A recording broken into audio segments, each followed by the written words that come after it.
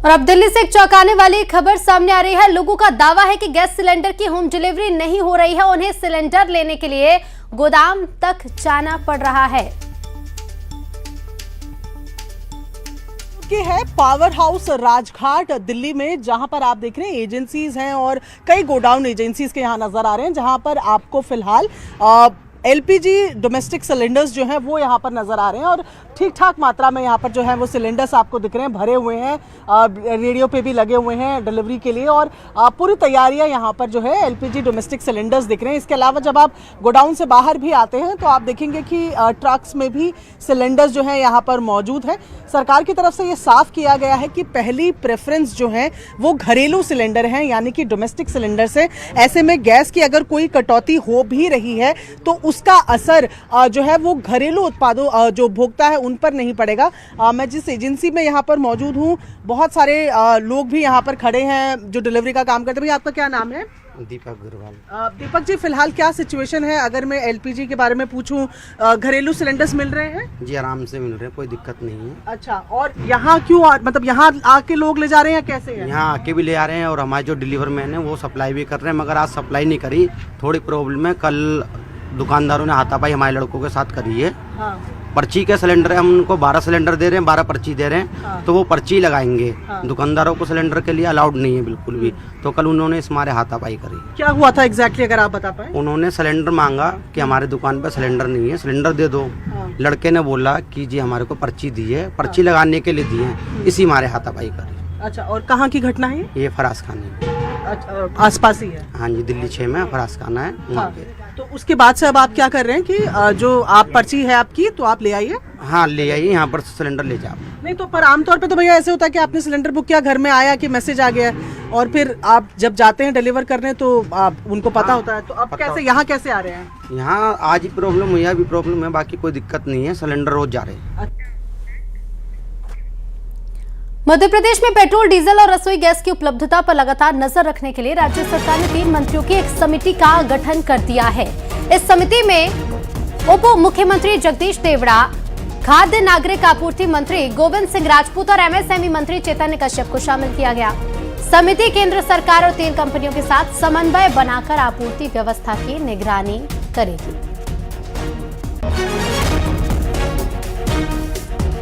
Middle east में युद्ध के बीच ये बड़ा फैसला लिया गया है। पेट्रोल, डीजल और रसोई गैस की उपलब्धता पर लगातार नजर रखने के लिए अब राज्य सरकार, मध्य प्रदेश की सरकार ने 3 मंत्रियों की एक समिति बनाई है।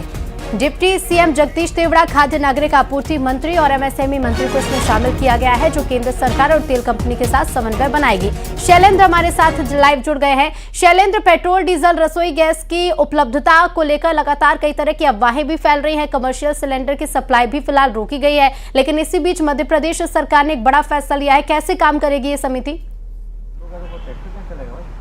देखिए, बिल्कुल जिस तरीके से कल की कैबिनेट में भी इस बात को लेकर डिस्कस हुआ था कि मध्य प्रदेश में जो डीजल पेट्रोल की बात हो या फिर जो एलपीजी है उसकी आपूर्ति किसी तरीके से प्रभावित ना हो, लोगों को कोई परेशानी ना हो। और इसके साथ ही अफवाहें जो कई बार सोशल मीडिया पर फैलती हैं उससे कहीं ना कहीं पैनिक होने की स्थितियां बन जाती है। और यही कारण है कि मध्य प्रदेश सरकार ने एक बाकायदा कमेटी गठित की है, जिसमें डिप्टी सीएम, खाद्य नागरिक आपूर्ति मंत्री और एमएसएमई मंत्री चेतन कश्यप को शामिल किया गया है। ये जो केंद्र सरकार से जो भी गाइडलाइन आएगी उसको लेकर वो बात करेंगे। तमाम जो एजेंसीज हैं, चाहे वो गैस एजेंसी हो या फिर डीजल पेट्रोल की जो कंपनियां हैं, उनसे ये लोग लगातार बात करते रहेंगे कितनी आपूर्ति कहां पर हो रही है, कितनी खपत हो रही है। इस तरह की तमाम जो जानकारियां हैं वो जुटाना और लोगों तक समय पर पहुंचाना, ताकि स्थितियां ऐसी ना हो कि लोग जो है परेशान हो। क्योंकि हमने देखा कि कल भी राजधानी भोपाल में लोग जो है गैस सिलेंडर भरवाने के लिए लंबी लंबी कतारों में नजर आए और दूसरी तरफ जिस तरीके से जो कमर्शियल सिलेंडर है उसकी सप्लाई पूरी तरीके से बंद कर दी गई। और ऐसे में कहीं ना कहीं जिन घरों में शादियां हैं वो काफी परेशान हो रहे हैं। टेंट एसोसिएशन के अध्यक्ष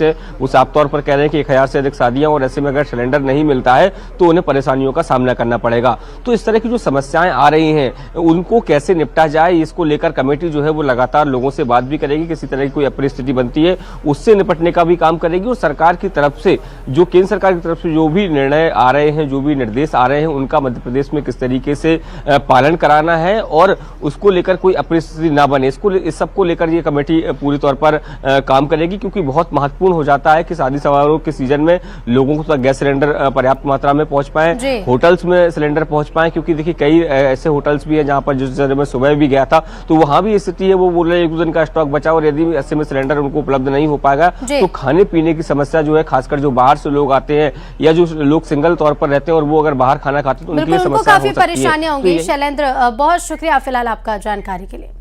तो प्रधानमंत्री नरेंद्र मोदी ने कैबिनेट मीटिंग में मंत्रियों को साफ निर्देश दिए कि मिडिल ईस्ट क्राइसिस का असर आम आदमी पर बिल्कुल नहीं पड़ना चाहिए। पीएम मोदी ने कहा है कि इस वैश्विक उथल-पुथल के समय जनता का भरोसा बनाए रखना सबसे ज्यादा जरूरी है। प्रधानमंत्री ने मंत्रियों से कहा कि तेल की कीमतें स्थिर हैं, ये बात लोगों तक पहुंचाइए और ये भी बताएं कि देश में तेल का पर्याप्त स्टॉक मौजूद है। प्रधानमंत्री ने कहा कि भारत ने सप्लाई चेन मैनेजमेंट सिस्टम इस संकट को ध्यान में रखकर तैयार किया है, इसे भी जनता तक पहुंचाया जाए।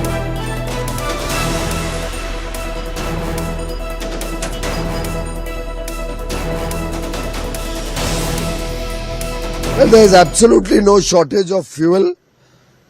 More details are being worked out. There is a serious war going on. I think everybody knows about it. The people are seeing it on television. You are showing it relentlessly.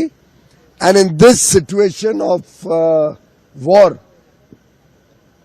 there will be concerns which will be appraised, which will be made known to everybody from time to time by the relevant.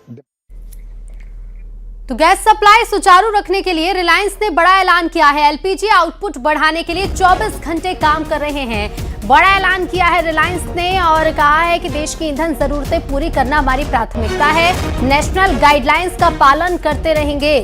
जरूरत के समय देश के साथ मजबूती से खड़े रहेंगे। RIL जामनगर रिफाइनरी में प्रोएक्टिव कदम उठा रही है।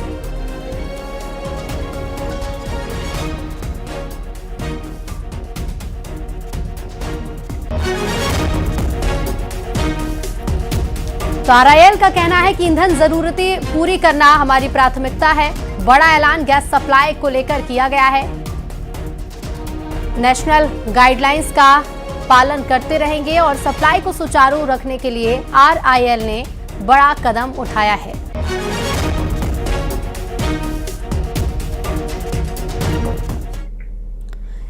इस वक्त दुनिया का हर देश संकट में घिरा है। गल्फ में चल रहे वॉर के चलते दुनिया भर में तेल और गैस की समस्या शुरू हो गई है। गनीमत है कि भारत में कोई संकट नहीं, लेकिन फिर भी सरकार एहतियात के तौर पर कई कदम उठा रही है और इस मुश्किल हालात के बीच विपक्ष सियासी चाल चल रहा है। एक तरफ सरकार सब ठीक होने के दावे कर रही है तो विपक्ष सवाल कर रहा है। देखिए रिपोर्ट।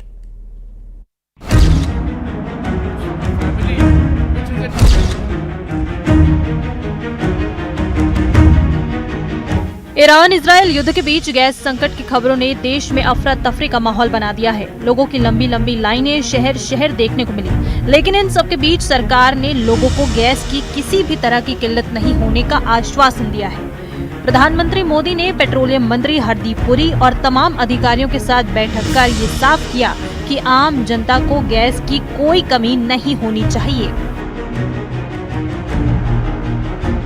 LPG सिलेंडर की जमाखोरी रोकने के लिए सरकार का बड़ा कदम उठाते हुए ESMA लागू कर दिया गया है। साथ ही रिफाइनरियों और पेट्रोकेमिकल यूनिट्स को LPG प्रोडक्शन बढ़ाने के लिए भी कहा गया है। हालांकि ये सभी कदम एहतियात के तौर पर उठाए जा रहे हैं, क्योंकि सरकार ने पहले ही साफ कर दिया है कि देश में पेट्रोल, डीजल और घरेलू गैस को लेकर कोई दिक्कत नहीं है। लेकिन विपक्ष का हाल देखिए।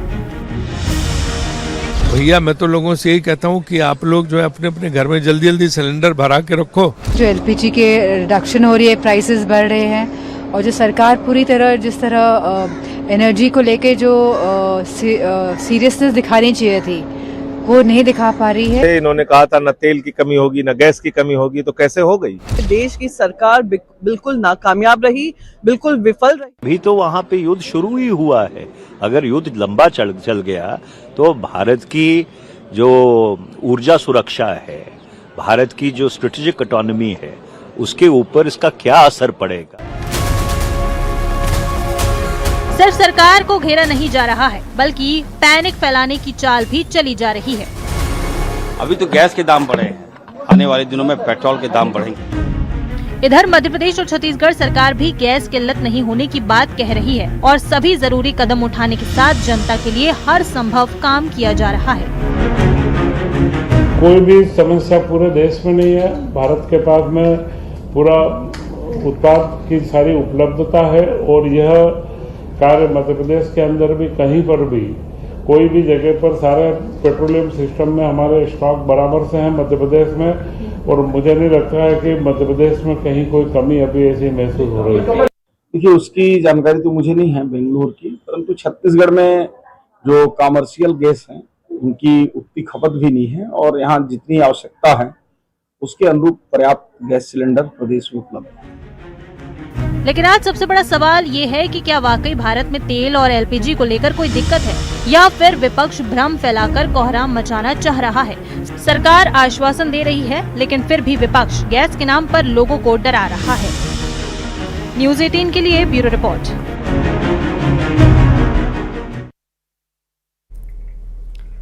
और इधर शिवपुरी में बच्चियों से अश्लीलता के मामले में बड़ा एक्शन लिया गया है। मामले में आरोपी